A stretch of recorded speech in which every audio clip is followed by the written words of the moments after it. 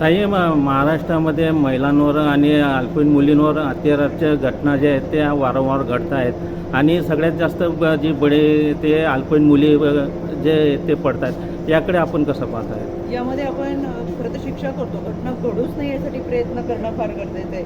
पण या घटनेमध्ये सुद्धा जर पाहिलं तर अल्पवयीन दोन्हीही अगदी 5.5-6 वर्षाच्या मुली होत्या त्या, आणि त्या घरापासूनच्या दूर अंतरावरच्या शेतामध्ये या तिन्ही मुली कोणीही सोबत नसताना तिघीजणीच गेलेल्या होत्या. त्याच्यामुळे शेतातून येताना घडलेली ही घटना आहे.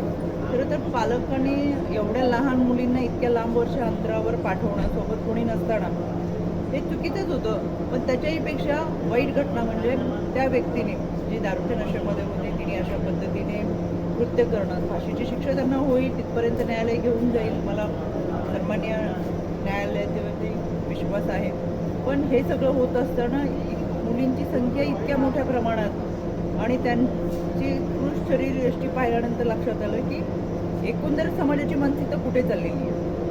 त्याच्यासाठी फार प्रयत्न करावा लागेल. आयोगाच्या माध्यमातून काम करते. आज देखील मी आपल्या एरंडोलमध्ये शाळांमध्ये जाऊन मुलींसाठीचा मी संवादाचा कार्यक्रम घेतला, पालकांमध्ये जनजागृती करतोय. पण आजच्या घटनेमध्ये मी पाहिलं तर मी त्या मुलीच्या आईशी बोलण्याचा प्रयत्न केला, पण त्या आईने कोणताही प्रतिसाद दिला नाही. म्हणजे इतके 10 ते 12 मुलींच्या ह्याच्यामध्ये बाळंतपण झाल्यानंतर त्या बाईची अवस्था काय झाली असेल हा तर मला प्रश्न पडतोय. त्या अगदी शून्य नजरेमध्ये बसलेल्या होत्या. त्यांना पटकनी त्या मुलीच्या वडिलांना मुलींची नावही आठवत नव्हती.